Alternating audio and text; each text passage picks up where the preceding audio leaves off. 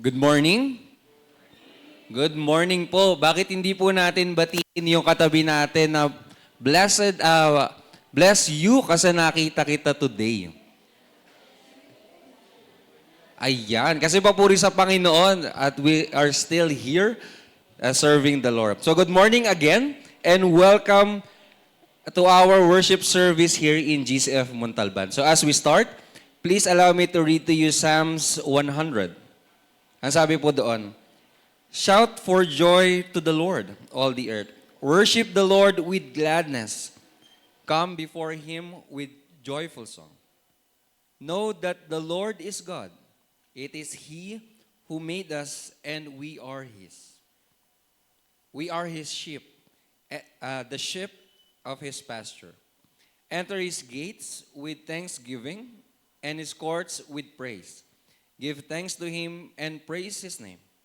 For the Lord is good, and His love endures forever. His faithfulness continues through all generations. Manalangin po tayo. Aming Ama, aming Diyos na makapangyarihan sa lahat, muli nagpapasalamat kami sa bagong araw na binigay mo sa amin. Salamat sa pagkakataon na kami ay muli makakaawit sa iyo. Kami muli ay makakasamba sa iyo, Panginoon.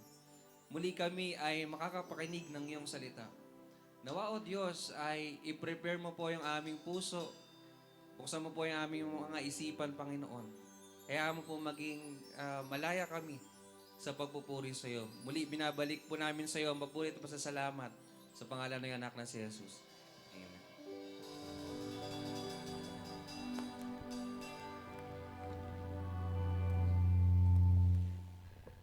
Good morning po sa ating lahat. Purihin po ang Panginoon sa araw na ito. Let us prepare our hearts as we come to the presence of the Lord. Mangyari lamang po na tayo po ay tumayo and sing our hearts to the Lord. Samahan niyo po kami. Lord, today is the day that you have made. We choose to rejoice and give you praise, O God.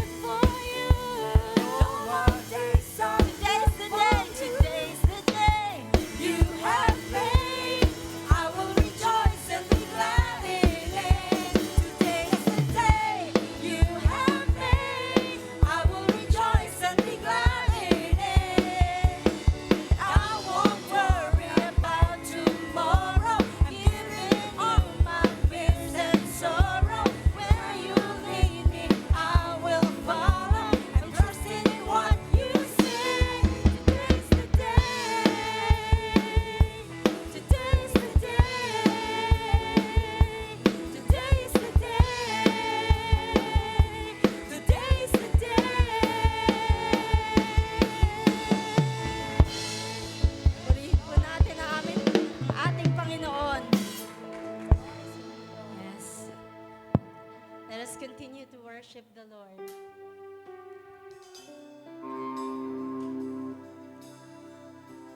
Yes, Lord.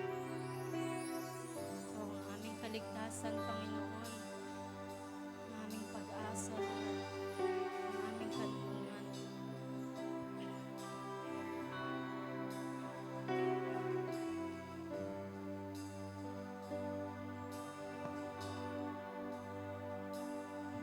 Sa iyong biyaya, ako ay namamangha. Sa iyong kalinga, panganib ay di banta. Sa pag-ibig mo, palaging ligtas ang puso.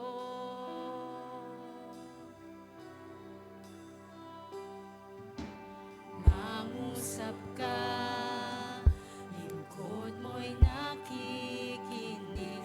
Sa ingay man, bulong mo'y natatangi. Pag-asa ikaw, sa'yo puso ko'y tatahan.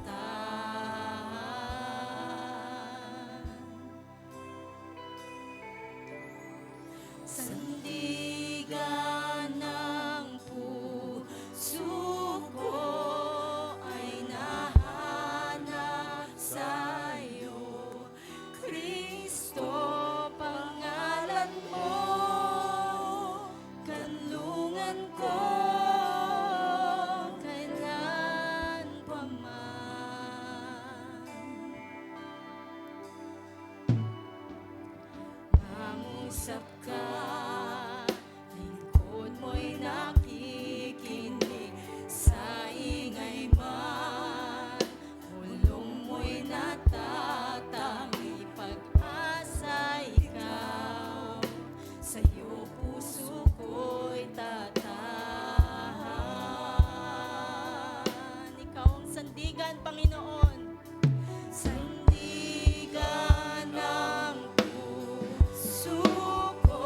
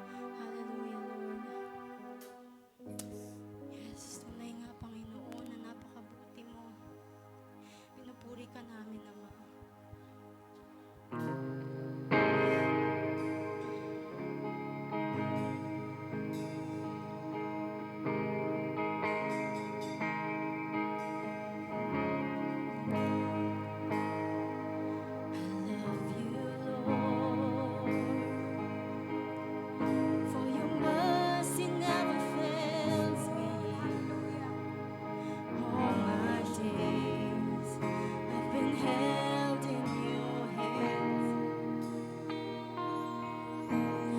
Wait.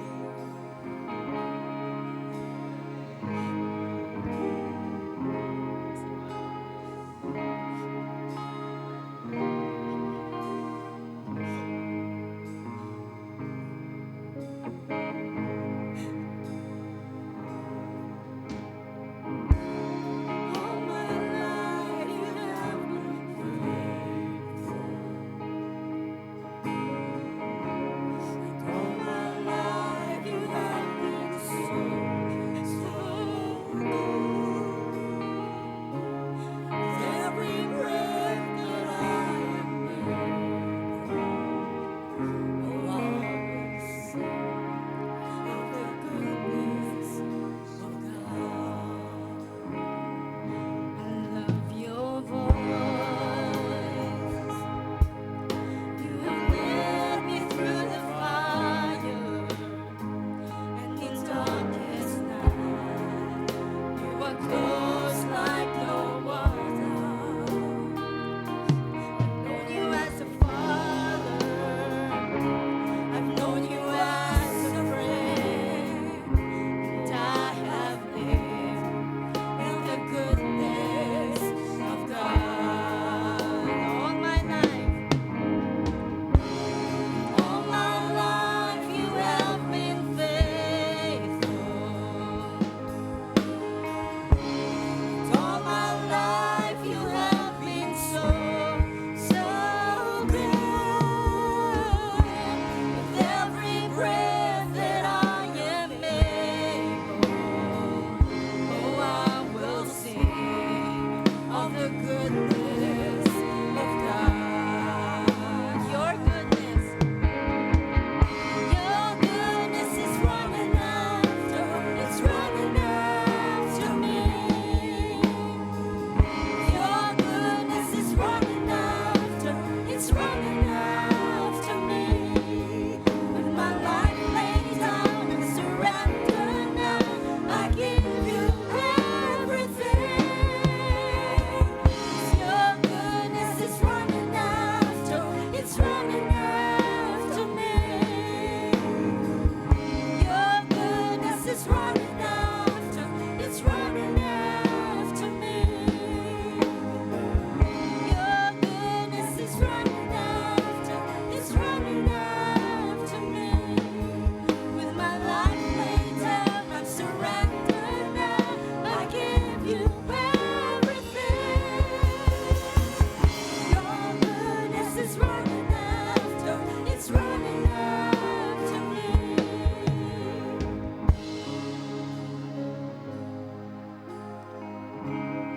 All my life you have been faithful. Yes, Lord. All my life you have been so, so good. With every breath that I am able, oh, I will sing of the goodness of God. I'm gonna sing. All my life you have been faithful. All my life you have been so, so good. With every breath that I am able, oh, I'm gonna sing of the goodness of God. Oh, I'm gonna sing of the goodness of God. Oh, I'm gonna sing of the goodness of God.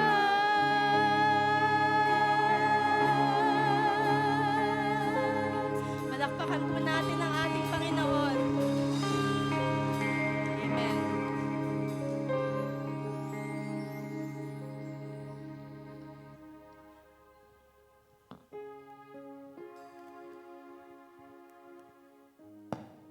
Magsipuan lahat. Tayo po'y manalangin.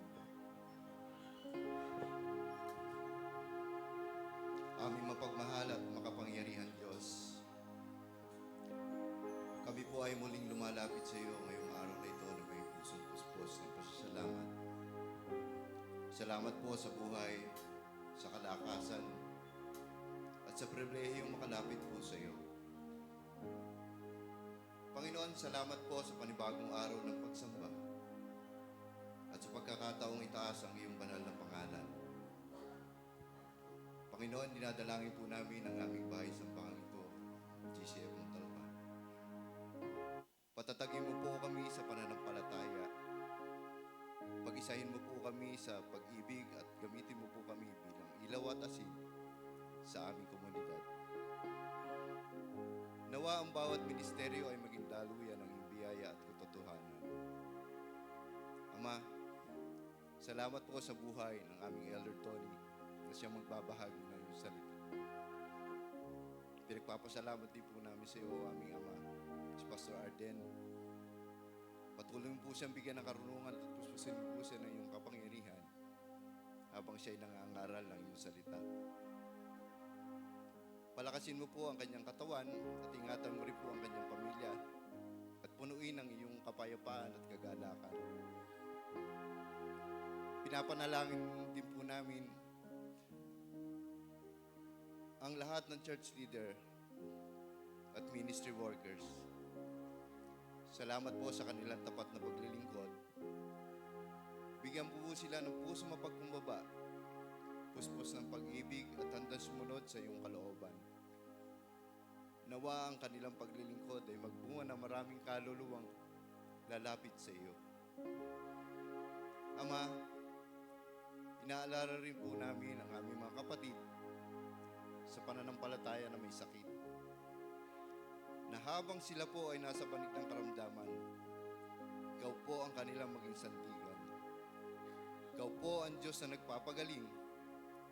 Ipinapahayag namin ang iyong kagalingan, lakas at kaaliwan sa kanila. Hipuin mo po sila ng iyong kamay na nagpapagaling at punuin mo po sila ng pag-asa at kapayapaan. Panginoon, pinapalangin din po namin ang aming bansang Pilipinas. Ikaw po ang maghari sa aming bansa. Gabayan mo po ang aming mga pinuno mula sa pambansang antas hanggang sa lokal. Bigyan mo po sila ng takot sa iyo, o aming Diyos. At bigyan mo din po sila ng karunungan at tunay na malasakit sa mamamayan. Pagpalain mo din po ang aming bayan ng Montalban. Ilayo mo po kami sa kapahamakan at dalhin mo po kami sa pagsisisi, pagkakaisa at tunay na pagbabago, o aming Diyos. Sa lahat ng gagawin namin sa pagsambang ito, nawa ikaw lamang ang maitaas, ang iyong pangalan ang maluwalhati at ang iyong kalooban ang mangyari. Ito po ang aming dalangin sa makapangyarihang pangalan ng aming Panginoong Hesus. Amen.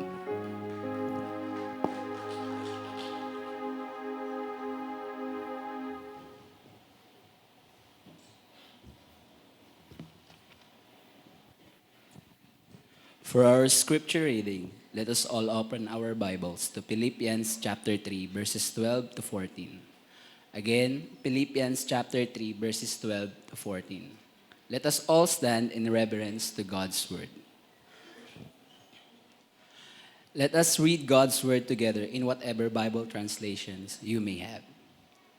Not that I have already obtained all this or have already arrived at my goal, but I press on to take hold of that for which Christ Jesus took hold of me. 13. Brothers and sisters, I do not consider myself yet to have taken hold of it, but one thing I do, forgetting what is behind and straining toward what is ahead. I press on toward the goal to win the prize for which God has called me heavenward in Christ Jesus. May the Lord add blessing to the reading of His word. Please be seated.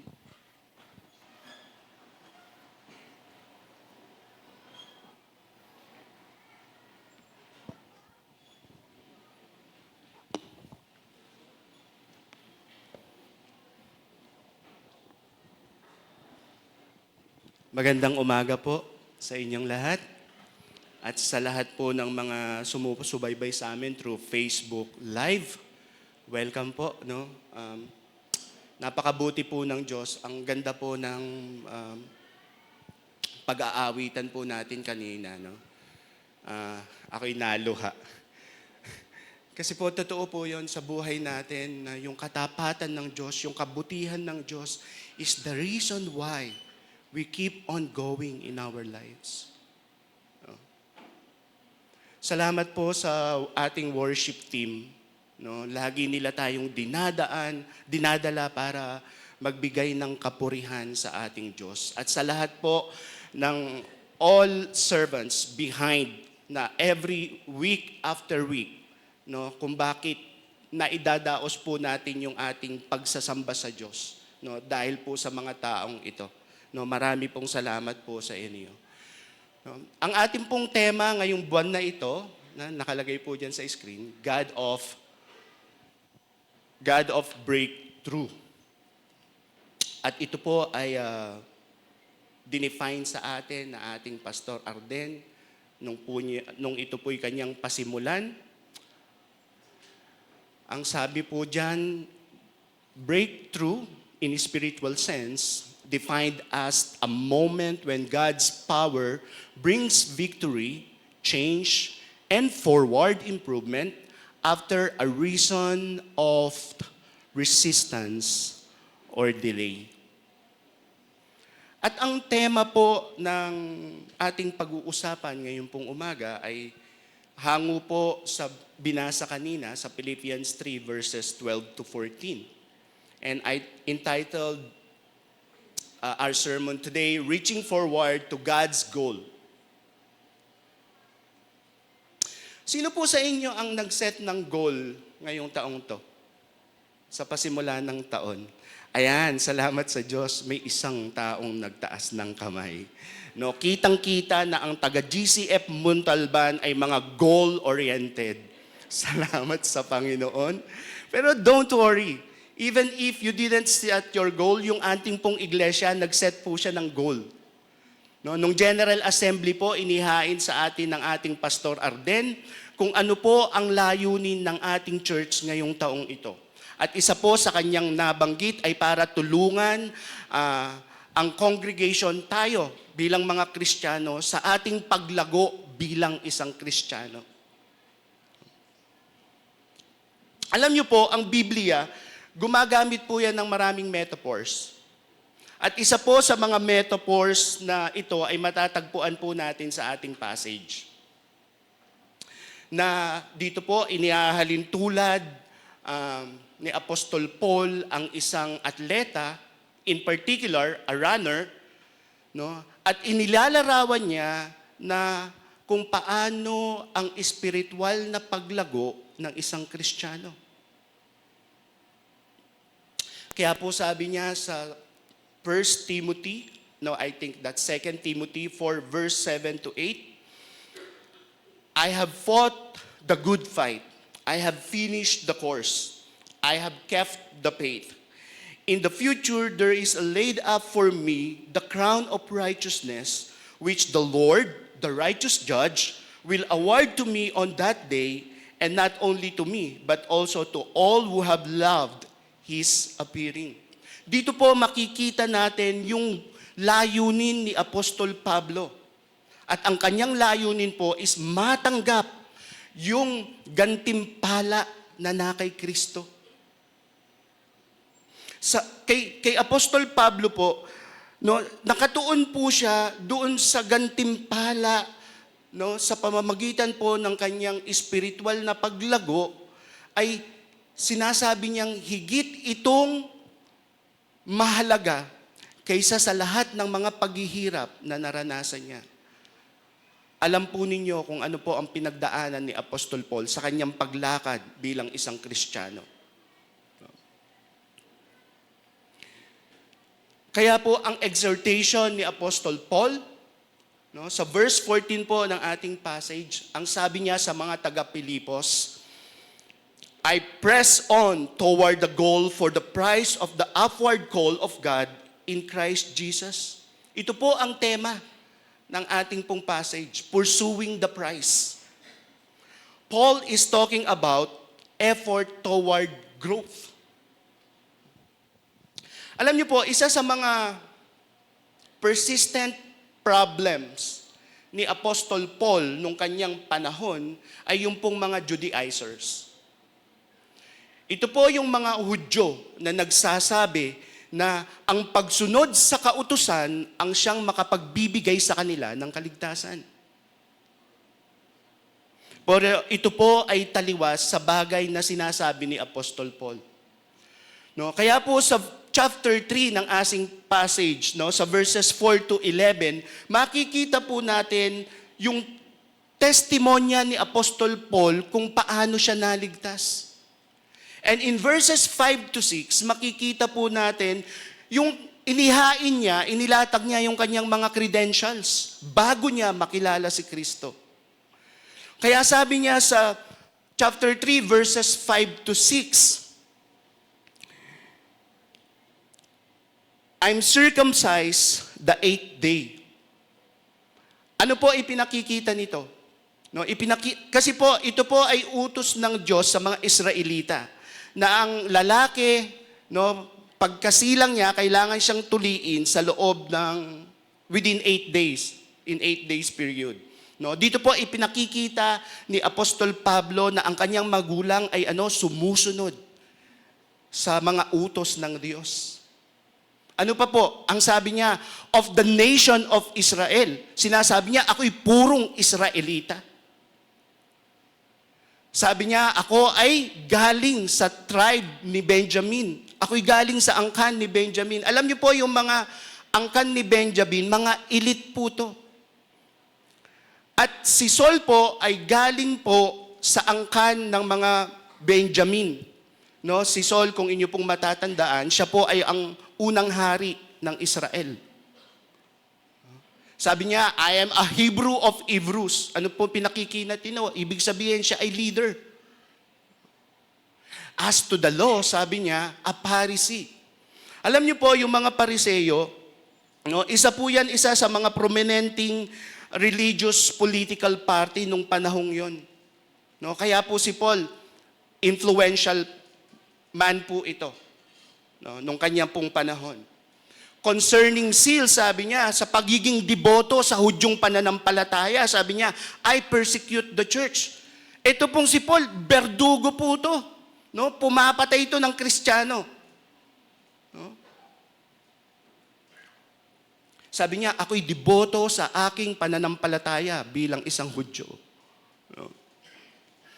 Kaya sabi niya sa huli, as to righteousness, which is in the law, found blameless. Wala sigurong taong makakapagsabi, sabi niya, wala akong kasalanan, ako'y matuwid. Pero si Paul sabi niya, as to the law, sa pagiging matuwid, sa kautusan na ibinigay ng Diyos, walang pintas na maibibigay sa akin. Then one faithful day, on the road of Damascus, the living Christ confronted Paul. At doon nakita ni Apostol Pablo na ang lahat ng bagay na ito na kanyang tangan-tangan ay hindi makapagbibigay sa kanya ng kaligtasan. Na ang mga bagay na ito na inaakala niyang will give him merit para maging matuwid sa paningin ng Diyos, nakita niya na ito pala ay walang halaga. Kaya sabi niya sa verses 7 to 9, but whatever things were gained to me, those things I have counted as loss for the sake of Christ. More than that, I count all things to be lost in view of the surpassing value of knowing Christ Jesus my Lord,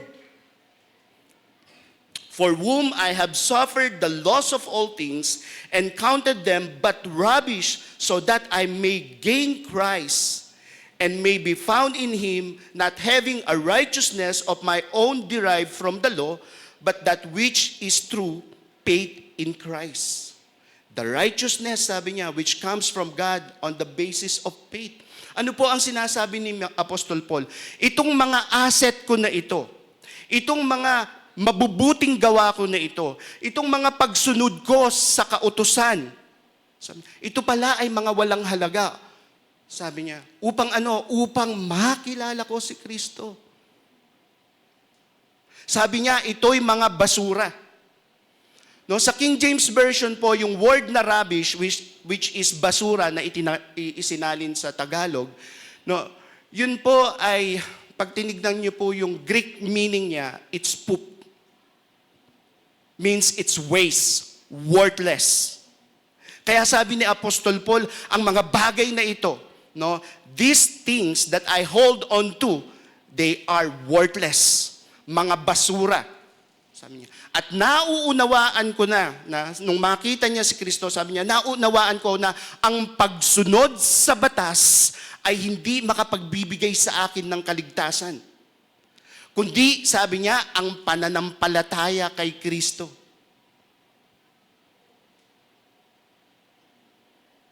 Alam niyo po, kung iahambing po natin yung mga Judaizers kay Paul, yung mga ni-recite niyang credentials, he is far above these Judaizers.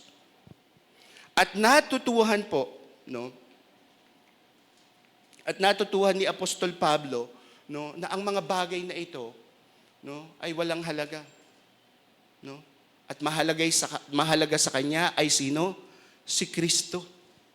Kaya sabi niya sa verses 10 to 11, no, that I may know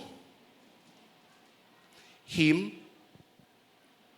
and the power of His resurrection and the fellowship of His sufferings, being conformed to His death, in order that I may attain to the resurrection from the dead. So anong sinasabi po ni Apostol Paul? Ang sinasabi ni Apostol Paul, kaya nung iniligtas ako ni Kristo, ang layunin ko ngayon ay higit na makilala si Kristo. Sabi niya, upang maranasan ko ang kapangyarihan ng muling pagkabuhay. Upang makibahagi ako, sabi niya, sa kanyang kamatayan. So that I can conform to His death in order that may attain the resurrection from the dead. Yun po ang kanyang pag-asa. Ang kanyang pag-asa ay ano po? No, sa muling pagparito ng ating Panginoon, siya din ay bubuhayin mula sa mga patay. This is how we live our lives. We live for Christ and Christ alone. Alam po ni Pablo, nauunawaan niya na hindi pa siya perpekto. Kaya nga ang sabi niya, ang hangarin ko, ang layunin ko ay higit ko pang makilala si Kristo. Nauunawaan ni Apostol Paul na ang takbuhin natin bilang isang Kristiyano, there's a growing process. Ito po ang bagay na iintindihan ni Pedro. Kaya sabi niya sa 2 Peter 3 verse 18, but grow in the grace and knowledge of our Lord and Savior Jesus Christ. Marahil sabihin niyo po sa akin, Brother Donnie, bakit naman kailangan ko pang lumago? Bakit naman kailangan ko pang abalahin ang sarili ko sa mga bagay na yan? Ligtas naman na ako. Ako naman na may buhay na walang hanggan. Yun ang binigay sa akin ni Kristo nung ako'y nanampalataya sa Kanya. Kasi po, yun po yung layunin ng Diyos sa buhay natin. Alam niyo po ba na one of the motivation of God why He saved us? Para po tayo ay tayo ay makagawa ng mabuti. Kaya po tayo iniligtas ng Diyos, no, sa pamamagitan ng Kanyang anak. Nais po ng Diyos na tayo ay maging mabunga. Nais po ng Diyos na tayo ay lumago. Nais ng Diyos na tayo ay maging mga banal. This is sanctification, brethren. Pursue holiness, pursue godliness, and God want us to achieve this. Ito ang layunin ng Diyos sa buhay natin. I think that is a noble pursuit. Kung ang Diyos, ang layunin niya sa atin ay kabanalan, hindi ba dapat hangarin din natin ang bagay na yon? We have to run the race, sabi ni Apostol Paul. Ang tanong ko po is ito. How can we reach forward to to achieve God's goal. May 4 na bagay po na ako pong ibabahagi sa inyo. Una po, we need to start with this, truthful evaluation. Sa 12a po ng ating passage, ang sabi po ni Pablo is ito, not that I have already obtained it or already become perfect. I'll stop right there. Dito po, kinikilala ni Apostol Paul yung kanyang spiritual na condition. An honest evaluation, a truthful evaluation kung ano ang kanyang kondisyong spiritual. There's awareness that he is not yet perfect, no? Na kinikilala niya that he is not yet fully matured. No, there's a recognition of his present condition as a Christian. Na that he did not yet attain yung moral perfection, na hindi pa siya spiritually perfect, na hindi pa niya nararating na maging tulad ni Kristo. He's still in process. No? He's still pursuing the Christian life. Alam niyo po, maraming Kristiyano, they are self-satisfied. Why? Because they keep on comparing themselves to other Christians. But not Paul. No? Si Paul po, kinukumpara niya ang kanyang sarili kay Kristo so that he can gain more of Christ. Alam niyo po, it takes humility to admit and recognize na tayo ay nangangailangan pa ng paglago. Na marami pa tayong kailangang malaman at matutunan sa takbuhan natin bilang isang Kristiyano. At ang bagay na pagkilala ni Paul sa kanyang tunay na kalalagayan ay pagpapakita ng kanyang kapakumbabaan.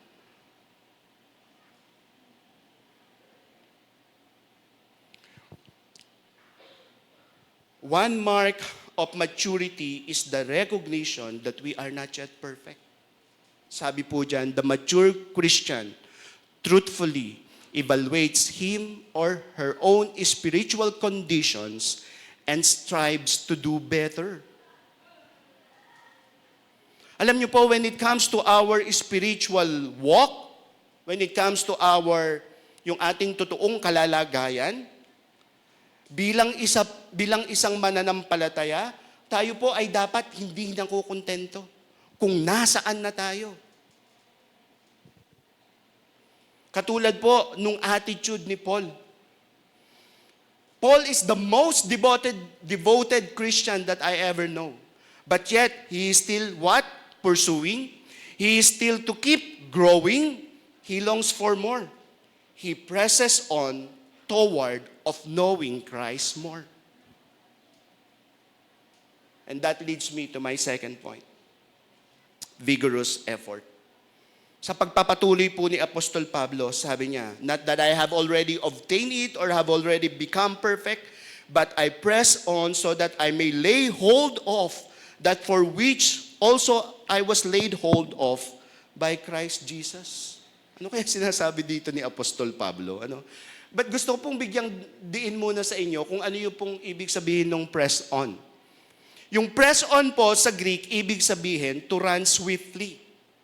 Alam niyo po, yun po yung attitude at ginagawa ng isang mananakbo. No, yung mga sprinter, they run swiftly, as fast as they can. That's vigorous effort, hindi po ba? No? With all of their might, with all of their ability, no?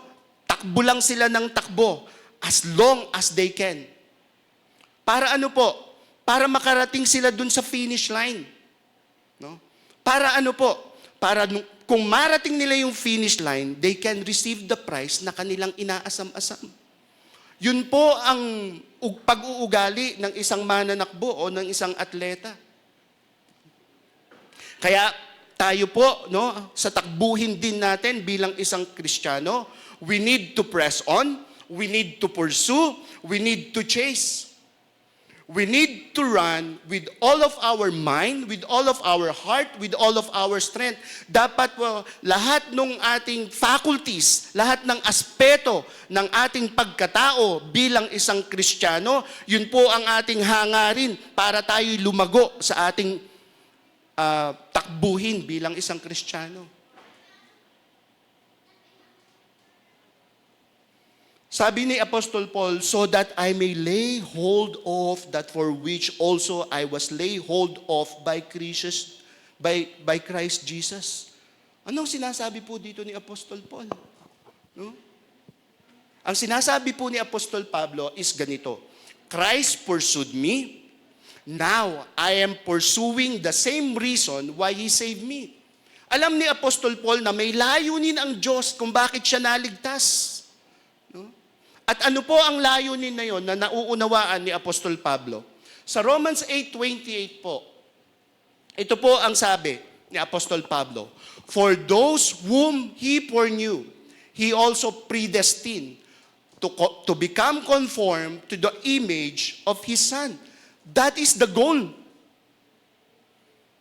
Yun po ang layunin ng Diyos sa buhay ng mga bawat mananampalataya na Kanyang iniligtas. So that He can conform us to the image of His Son. No, maging tulad tayo at wangis ni Kristo. Yun po ang layunin natin dapat bilang isang Kristiyano.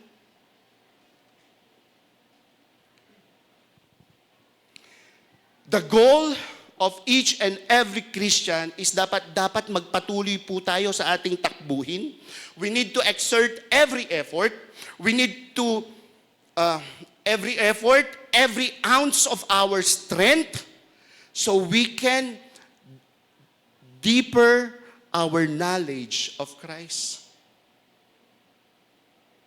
Alam niyo po, ang ganda po ng sinabi ni Apostol Paul.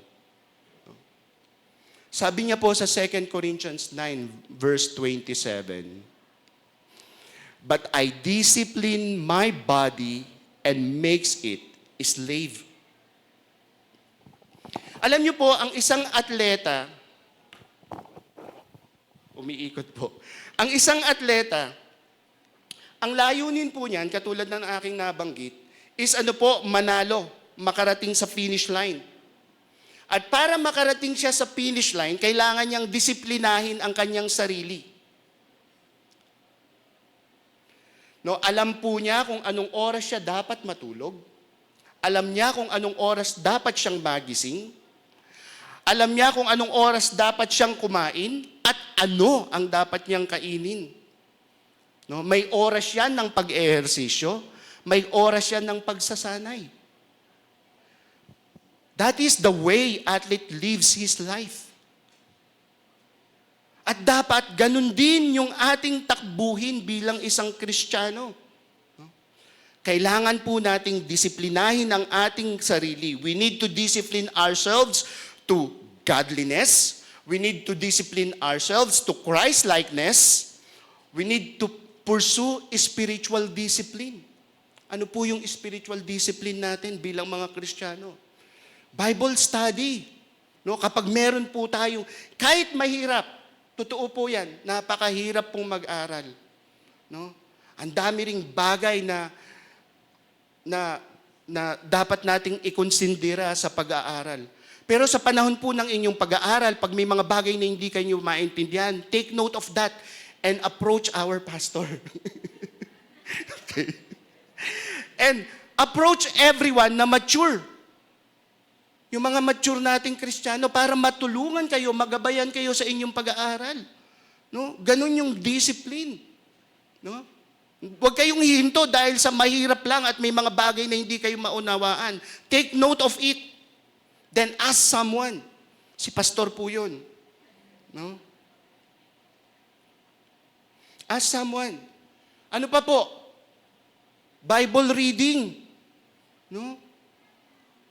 Hindi yung nangapal na po yung alikabok ng Bible ninyo. Hanggang ngayon, hindi nyo pa rin nababasa. Sabi nga ni pastor, nung unang nagbigay siya ng mensahe, hanggang ngayon, Genesis pa rin tayo, hindi tayo makausad. No? Yung pong spiritual discipline, even you don't feel like it reading, read. That's discipline. Kahit pagod ka na, read. Kasi hindi po kayo matatapos ng Revelation. Puro Genesis po kayo. Sabi nga ni Pastor Arden. No? Ano pa po? No, prayer. Yung pong pananalangin, hindi minsanan lang. Kundi yan po ay hininga ng ating buhay. Dapat every moment, every hour, every day of your life, tayo po'y nananalangin sa Diyos. Worship, individually and corporately, katulad nito. No? Kaya kailangan lagi tayong excited sa kung ano i-reveal ng Diyos sa atin. Dapat kailangan tayong excited sa pananalangin, nakikiisa tayo sa congregational prayer, nakikiawit tayo ng papuri sa Diyos. No? At higit sa lahat, nakikinig tayo, no, sa mensaheng ibinibigay sa atin week after week ng Diyos, no, sa papamagitan po ng ating pastor. Ano pa po? Evangelism and mission. And if I may add, kayo man po ay miyembro o hindi miyembro, join our growth groups, yung mga small groups namin. No? Be intentional. No? Kayo naman po, lahat I think na welcome na sa aming welcome center. So I think may mga kilala kayo dyan. No? Higit sa lahat, andyan po si Pastor, approach nyo siya. No? Andyan po si Elder Eric, siya po yung may hawak ng mga ng equipping ministry, ng mga growth groups. Approach po ninyo siya. At yung mga taong kakilala ninyo dito sa iglesia. No? Join our fellowship group. Meron tayong men's, may women's, may couples, may single and young pro. Wala po kayong kawala dyan. No? Categorize na po yan. Join our fellowship groups. No? Join our equipping classes. No? Every Sunday po ng 1 p.m. nagkakandak po ang ating pastor ng mga theological class. Meron siyang growth group leaders training. No? Currently, we have the soteriology. And soon, no, magtuturo din po si pastor ng hermeneutics. No? Lahat po yan ay parte ng ating paglago. Lahat po yan ay parte ng takbuhin natin bilang isang Kristiyano. Kaya sabi ni Apostol Paul, press on. Parang walang conviction, ano? Press on. Huh?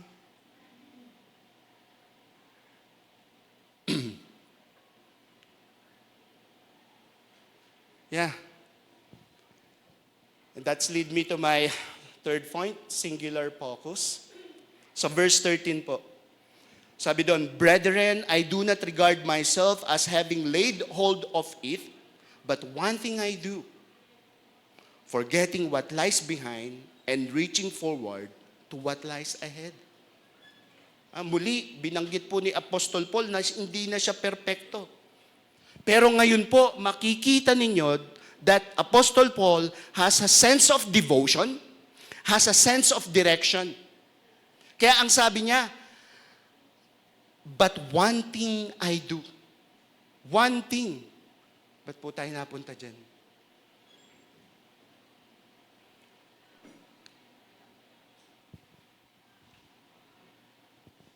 Sabi niya, but one thing I do. No? Ano po sinasabi ni Apostol Paul? Na meron siyang focus. He has a singular focus para ma-attain niya, marating niya yung kanyang layunin at maabot niya yung kanyang gantimpala. He has a total devotion, no, sa kanyang takbuhin bilang isang Kristiyano upang siya ay patuloy na lumago sa pagkilala kay Kristo.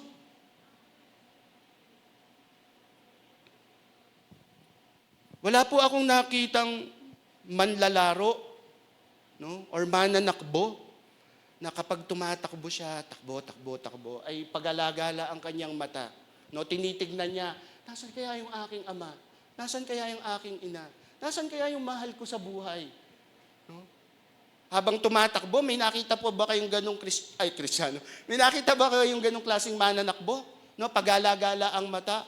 No. No. Ang tingin po niya, concentrate siya, focus siya dun sa finish line. No? Ayaw niya ng distraction. Kagabi po, no, may isang kabataan ang tinanong. No? Hindi ko po babanggitin kung ano po yung pangalan niya. Pero itago na lang po natin siya pangalang Sheena. No?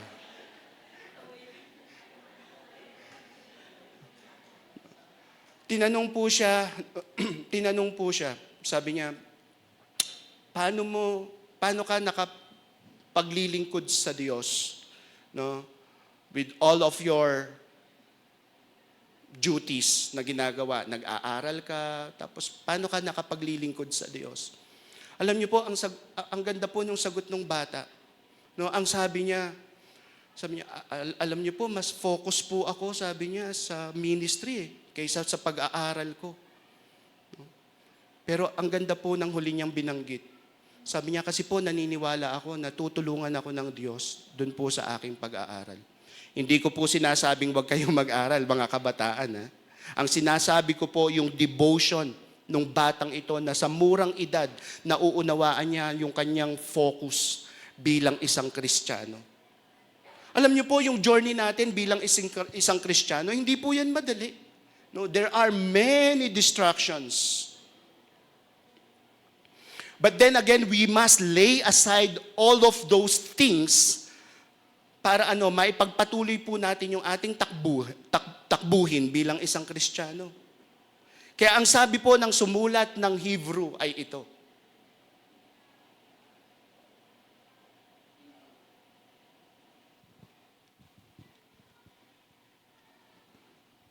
Sandali lang po.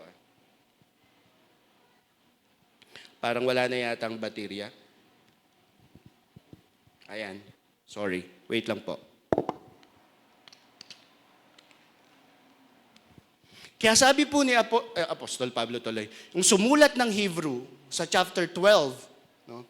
Therefore, since we have so great a cloud of witnesses surrounding us, let us also lay aside every encumbrance and the sin which so easily entangle us, and let us run with endurance the race that is set before us, fixing our eyes on Jesus, the author and perfecter of our faith.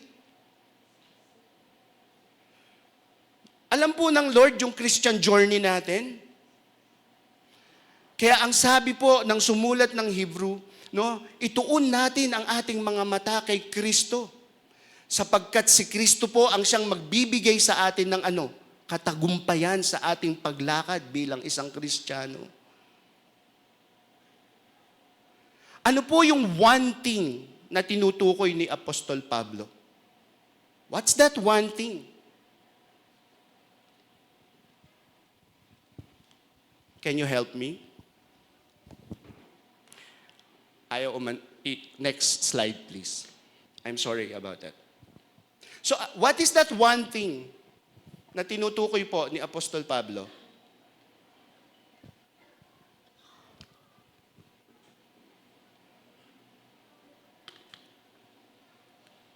Sabi po niya, forgetting what lies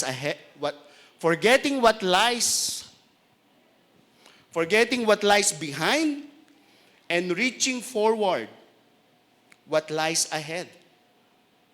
The first one is a negative statement, which is forgetting what lies behind.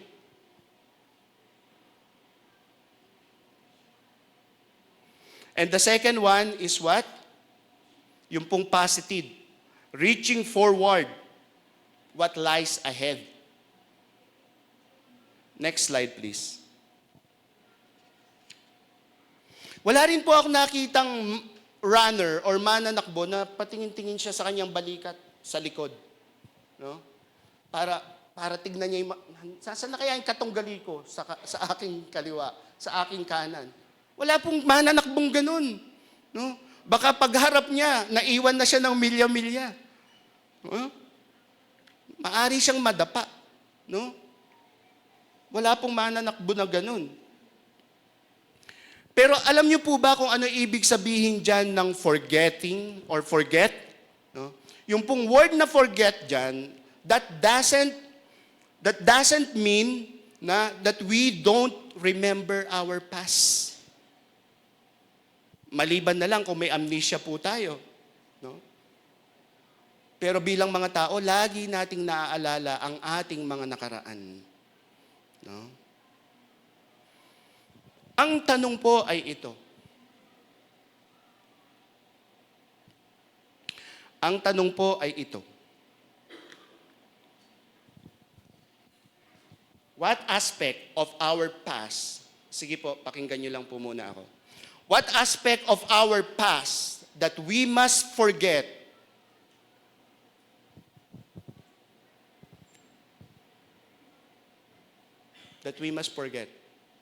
I'm sorry, no, nadidistract ako dahil sa PowerPoint natin. But let's go back to the word forget. I think nakahang yung aking definition, no? So ang sabi ko po kanina, yung word na forget, it doesn't mean that we don't remember our past. But it means that don't let our past, no, to control you. Don't let your past to influence you. Don't let your past, no, to affect you. Yun po ang ibig sabihin ng forget dito. No? Kaya babalik tayo sa aking katanungan. So, ano po yung tanong ko kanina? What aspect of our past that we must forget? Everything. The good, the bad, and the ugly. Title po yan sa pelikula. No? So lahat po ng magaganda at lahat ng mga pangit. Lahat ng masasama. No? Yung good. Let's start with good. Ano po yung mga dapat nating kalimutan? No? Sa good. Yung mga past successes natin. Yung ating mga achievements. Yan man po ay personal. No? Yan man po ay sa ministry. Forget those achievements. No? Why? Kasi po, yung mga successes na yan will hold us back and slow us down, no? Because of pride. Pangalawa, yung pong bad. Ano po yung mga bad na to? No, yung mga sorrows natin. No? Lahat ng mga masasakit na ating naranasan. No, mga pait na ating naranasan. Yung binasted ka ng girlfriend mo. Masakit 'yan. No? Marahil mayroon po sa inyo nawalan ng mga minamahal sa buhay. No? Those are sorrows, pains in our lives. We need to forget those sorrows because again, that will hold us back and slow us down because of what? Bitterness. Another thing, the ugly. Ano yung mga ugly sa buhay natin? Yung mga past sins natin. No? Yung mga past sins natin. Why we need to forget these past sins? Because this will hold us back and slow us down because of guilt. Maraming tao pinatawad na ng Lord. Brother Donnie, hindi mo na ako mag-serve kasi feeling ko hindi pa ako pinatawad ng Panginoon. Shut up! Ano ba ginawa ni Kristo dun sa krus? Namatay siya para sa iyong mga kasalanan. Tinubos ka niya sa iyong mga kasalanan. Ngayong Kristiyano ka na at ikaw ay nadapa sa mga pagkakasala. Repent and confess your sins before the Lord. So you can move forward.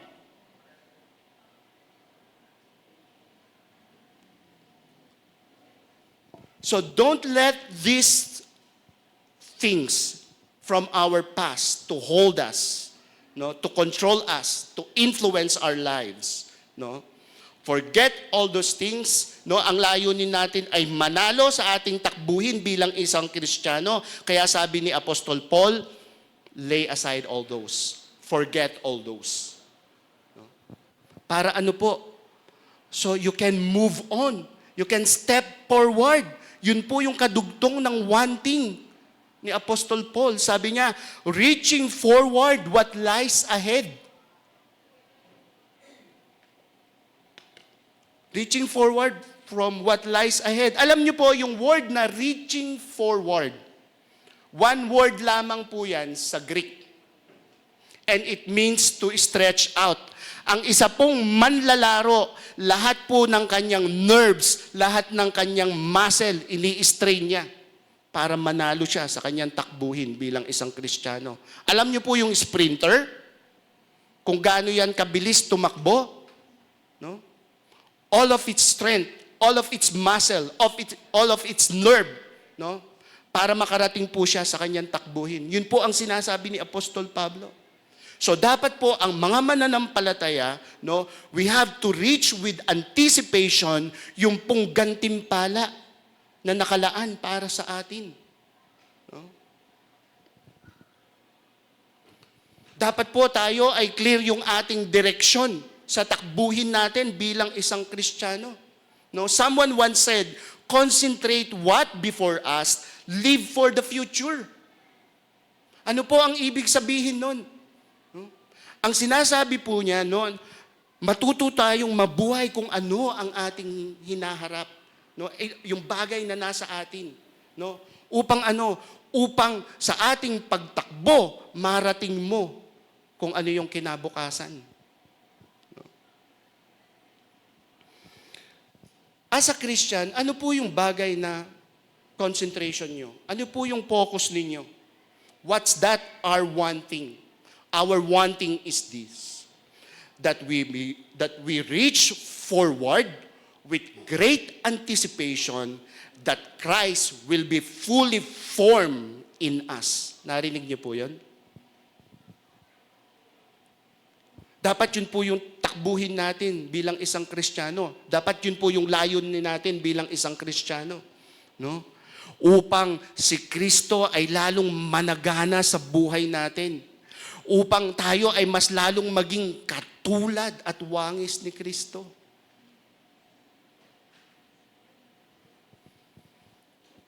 Then number 4 po, it's determination. No? If you have your Bible, sa verse 14 po. No? Sabi po doon, I press on toward the goal for the prize of the upward call of God in Christ Jesus. Muli, nabanggit po yung salitang press on. No? Pero katulad po sa verse 12, no, ito pong press on sa verse 14, mapapansin nyo, they are in a present form. Ibig sabihin, continuous, hindi po to one time. Kaya ang spiritual po na paglago ay hindi one time lang. Umaten ako ng growth group, okay na ako. Umaten ako ng okay na ako. No? Hindi po ganon. No? Ang sinasabi po ni Apostol Paul is ganito. Dapat ay magpatuloy tayo sa ating takbuhin bilang isang Kristiyano upang maabot natin yung ating inaasam-asam na gantimpala.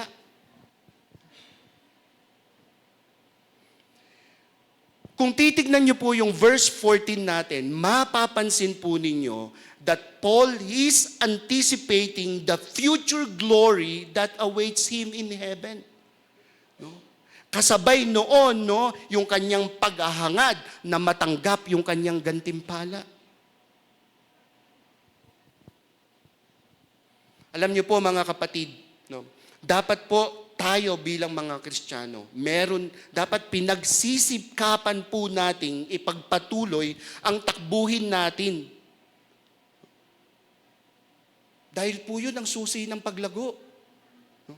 Dapat po manatili tayong tapat sa pagsunod sa Diyos at kay Kristo. Magpakasipag tayo gumawa sa kaharian ng Diyos, mamuhay ng may kabanalan, patuloy na gumawa ng kabutihan sa kapwa. Hangarin din natin na lagi nang ipangaral ang mabuting balita sa lahat ng tao. Huwag po tayong mapagod sa pananalangin. No, sino po dapat nating panalangin? No, lahat po ng tao. No, yung mga kapwa natin mananampalataya. No? At higit po sa lahat, pagsumikapan natin na lumalim pa ang ating pagkilala kay Kristo. Dahil po sa lahat ng ating pagpapagal, sa muling pagbabalik ng ating Panginoong Hesus, hindi lamang ang buhay na walang hanggan na kanyang ipinangako, ang kanyang ipagkakaloob sa atin or ating matatanggap, kundi ang gantimpalang nakalaan sa lahat ng mga mananampalatayang patuloy at tapat na sumusunod sa Kanya. Kaya po, when you reach the finish line, at the end of your race, katulad po ni Apostol Pablo, may you confidently say, ang hirap talaga umingles, may you confidently say, no, katulad po ng kanyang nabanggit sa 2 Timothy 4, verse 7 to 8. Ang sabi niya, I have fought the good fight. I have finished the course. I have kept the faith. In the future, there is laid up for me the crown of righteousness, which the Lord, the righteous judge, will award to me on that day, not only unto me, but also to all who have loved His appearing. Sana po, yun po yung ating maging hangarin sa buhay katulad ni Apostol Pablo. At the end of the finish line, Lord, I fight the good fight. I finished the race. Now I await the reward na inilaan mo para sa akin. Manalangin po tayo. O dakilang Diyos, aming Ama, maraming pong salamat. Na Panginoon, yung kabutihan mo tunay, Panginoon, hindi matatawaran. Hindi namin kayang maunawaan. Kami iniligtas mo dahil sa mayamang biyaya mo. Dahil sa kung ano ang ginawa ni Kristo dun sa krus. Pero hindi nagtatapos dun. Panginoon, ang ginawa mo sa amin. You redeem us because you have a purpose in our lives.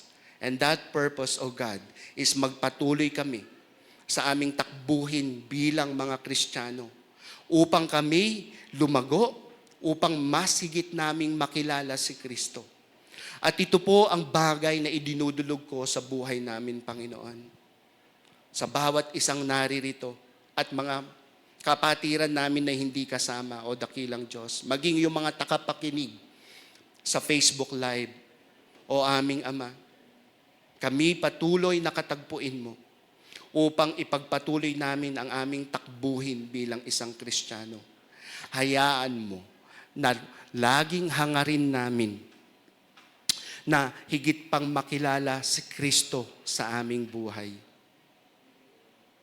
Sa aming pong kalagitnaan, if there's anyone, Lord, na hindi pa po nakakakilala sa inyo, ang aking pong pagsamo, O dakilang Diyos, na nawa ang mayamang kaligtasan mo ay kanyang matanggap, alang-alang sa iyong anak na si Jesus. Ito po ang aking pagsamo, O dakilang Diyos, sa kanyang pong pangalan. Amen. Maraming salamat, GCF Montalban.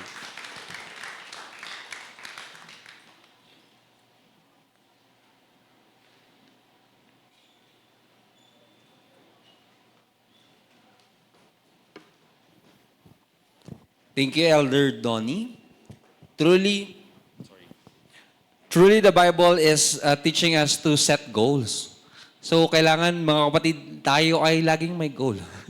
And hindi lang may goal, syempre, we run for it. So, yun nga po, gusto ko lang din pong basahin yung sabi sa 1 Corinthians 9, verse 26. Sabi doon, ni Apostle Paul, so I do not run aimlessly, or I do not box as one beating the air, but I discipline my body and keep it under control, lest after preaching to others, I myself should be disqualified. So, huwag po tayong tumakbo lang na parang wala tayong parang minimithi. So, lagi nating i-goal ang ating Panginoong Jesus. So, let us now prepare ourselves as we worship God through our giving. God is pleased when we give with a grateful and thankful heart. He loves cheerful or hilarious giving. We give because He first gave His Son as an evidence of His great love for all of us. We give because we love Him. So just before we sing our offering song and pray for the offerings, we would like to request everybody to please make use of our offering envelopes by using the space labeled as tithes, which is intended for our general fund. And after you giving your tithes, you can also give your offering to our various ministry as the Lord leads you to do so. So if ever na gusto niyo po mag-give sa specific ministry, halimbawa youth or singles, couples, men's, or glow, ay pwede niyo po siyang ilagay doon sa envelope.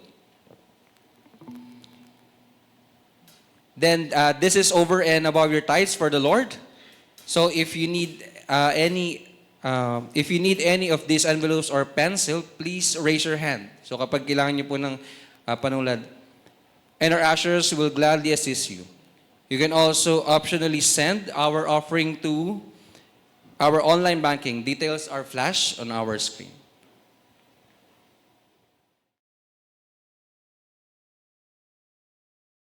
And prayer item slip.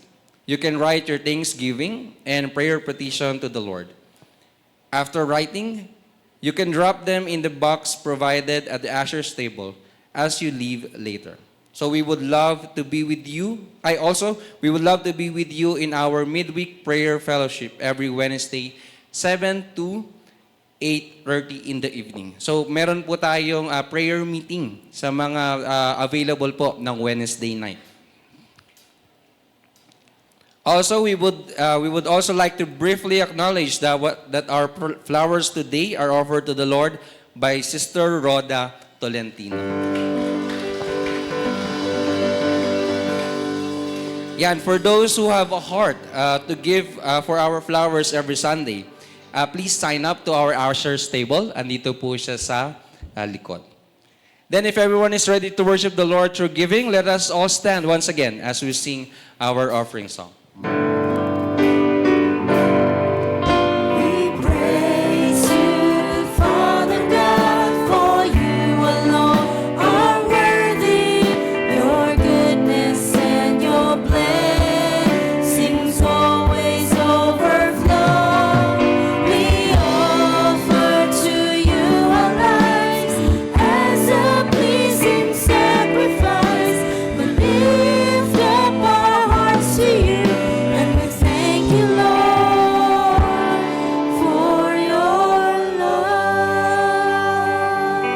Lord, thank you for the blessings. Truly, you are God who never lacks on everything.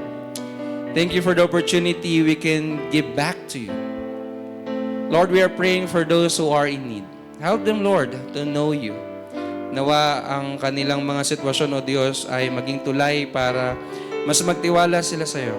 Mas magpursigi sila o magpursigi kami na kilalanin ka. Ito po ang aming dalangin sa pangalan ng anak na si Jesus. Amen. And for our announcements, you can also find them in your slip inserted in your bulletin. Number 1 is the couples ministry. So again, GCF family, we are excited to announce that the marriage course, Build, Strength, and Restore, will begin on January 25. Ito po ay next week. Next Sunday, right after our worship service. This is a 7-season journey designed to help couples build a stronger and healthier marriage, deepen connection, and grow together in love and faith. Whether you're newlyweds or have been married for many years, this course is truly for you. Together, we will dive into God's Word and explore practical biblical tools for thriving, Christ-centered marriage. So we look forward to walking this meaningful journey with you. For more information, you can look for me and my wife, Hermie, nandun po sa ano. Or yung aming ating bagong core ng couples, which is si Kuya Gary and Ate Shirley. Yun po. So ito po ay isang way, katulad ng sinasabi ni Elder Donnie kanina, na discipline natin para mag-grow. So if you are a couple na naghahanap ng makapag-pray together, yung gusto nyong mag-grow together, ito po yung fellowship na pwede nyong atinan. So this is once a month fellowship. Next. Ayan, care ministry. We are inviting everyone to join Basic Counseling 101, an introductory session designed to equip you with essential counseling principles and practical skills for listening, understanding, and helping others more effectively. So this will be held on 2 Saturdays, February 14 and 21, at 1:30 p.m. in the primary room, and will be facilitated by our resident pastor, Pastor Arden. So join us and be equipped to minister with grace and understanding. For registration, please look for Deacon Tina. Andyan po ba si Deacon Tina? Ayan. At tayo po muna para alam nila. Ayan. Pag gusto nyo po umattend, siya po yung kailangan nyo hanapin. And si Sis Weng. Ayan, baka po. Andyan si Sis Weng.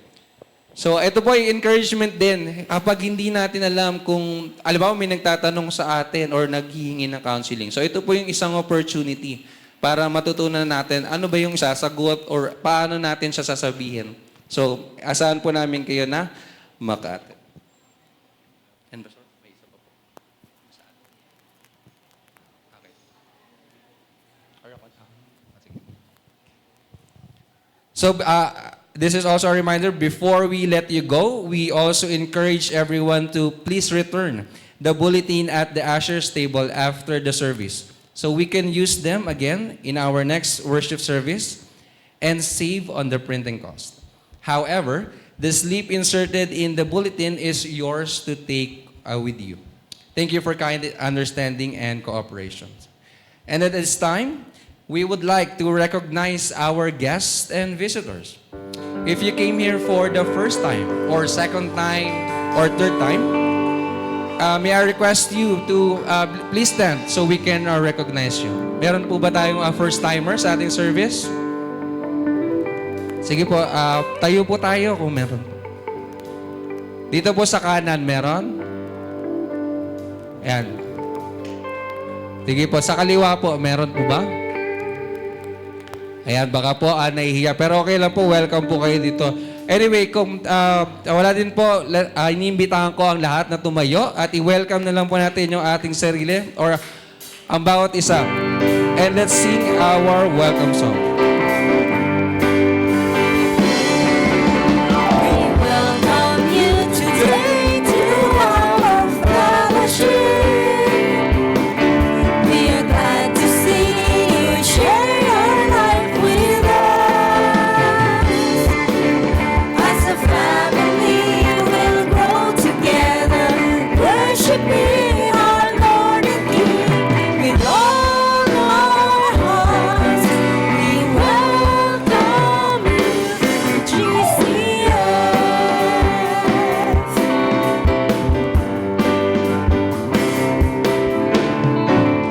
Ayan.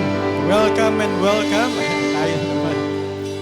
So bago po tayo mag-pray, no? Ayan po, salamat po. No? Yan po yung mga events na nangyari this week, no po, nung Friday and tsaka kahapon, Saturday. Yan yung tinatawag nating Servants Appreciation at yung ating prayer night na dinaluhan po ng mga kapatiran din. Palapakan natin ang Panginoon. Ano po? Ayan, naranasan natin yung kanyang talagang umaapaw na biyaya at pagpapala, hindi lamang po spiritually, kundi nabusog din po ang mga dumalo. Kaya masaya sila, tingnan nyo, ayan. Talagang kitang-kita po ang kanilang mga ngiti. At hindi nga po sila makangiti, baka may makakita pa ng kanilang kinain. Anyway, salamat po ulit sa kabutihan ng Panginoon na tayo po nagkaroon ng ganyan na mga activities para po lalong lumago. Kaya nga po, we are encouraging you this year. Yun po yung goal natin, na lumago tayo bilang mga Kristiyano. Ayaw ni Lord na manatili tayong stagnant. Okay? Salamat po, Elder Donnie, sa isang very challenging na message for this morning. Sige po, tayo pong lahat ay manalangin. At mamaya nga po, meron po palang adult Sunday school class. So, para nakalimutan ko lang Yan. So, kung gusto nyo po, mamaya po, dun po sa Welcome Center or dito kung marami. Ito na po, totoo na to. Let's pray. Let's close this service with a word of prayer. Lord, thank you for your presence. Indeed, Lord, you are alive, you are good, and your mercies are new every morning, Panginoon. Kaya po meron kaming kagalakan, meron kaming kapayapaan na kahit di pa po namin alam yung bukas, but we know who holds our future. It is you, O God. Thank you again, Father, for your word, Lord God. Usher us into growth that you desire to us this year, Lord. Ito po yung nais namin, Panginoon. Salamat po, O Diyos, at sa mga darating na araw, ikaw pa rin po ang aming pinagkakatiwalaan, nasasama sa amin, kung paano ka naging tapat sa amin for the past years and even days, Lord God. We know, Lord God, you will still remain faithful, Panginoon, because you are a faithful God. Salamat po, Panginoon. Kaya po, Ama, wala kaming dapat ipangamba, ikatakot, dahil kasama ka po namin. As you have said in your words, Lord, you will never leave us nor forsake us. Kaya po, Panginoon, we just entrust our lives to you, our families, our businesses, our work, Lord. Salamat po, Panginoon. Salamat po sa pagsama nyo naman po sa amin this week, Lord God. Thank you na po in advance sa mga pagpapalang tatanggapin po namin, protection, financial, emotional, social, and even psychological wellness that we will receive from you, Lord. Marami na pong salamat. At sa amin po na narito, na meron pong parang nararamdaman physically, hindi po sila malusog or kailangan ng kagalingan, Lord. Panginoon, extend your healing hands towards them. Even, Lord God, yung nakikinig sa amin ngayon sa Facebook Live, Lord, thank you for you are the God who heals, Lord God. You are the same yesterday, today, and forever. Lord, thank you, Lord God, sa kagalingang natanggap po namin sa iyong biyaya at habag. Salamat po, Panginoon. And Lord, we also pray, Father, sa comfort kay Lester Joji, sa kanyang family, Panginoon. We pray na sila po'y bigyan ng kaaliwan, bagamat pumanaw po yung kanilang mahal sa buhay, Panginoon. We pray, Lord God, for your peace to be upon them, Panginoon. Again, Lord God, salamat po sa buhay ng aming Elder Donnie na nag-share ng message na galing sa iyo, Panginoon. Continue to bless his family, yung kanyang resources, yung kanyang kalusugan, maging yung kanyang trabaho, Lord God, yung kanyang travel, Lord, araw-araw ay samahan niyo po siya. Pagpalaan niyo pong patuloy siya ng karunungan as he, Lord God, committedly serve you, Lord God, at matapos rin po niya yung kanyang pag-aaral sa Bible School. Kaya po, Panginoon, maraming po salamat sa amin po narito, Lord. Marami pong salamat sa iyong kabutihan, sa iyong kagandahang loob. The Lord bless you and keep you. The Lord make His face shine upon you and be gracious to you. The Lord lift up His countenance on you and give you peace. In Jesus' name, amen and amen.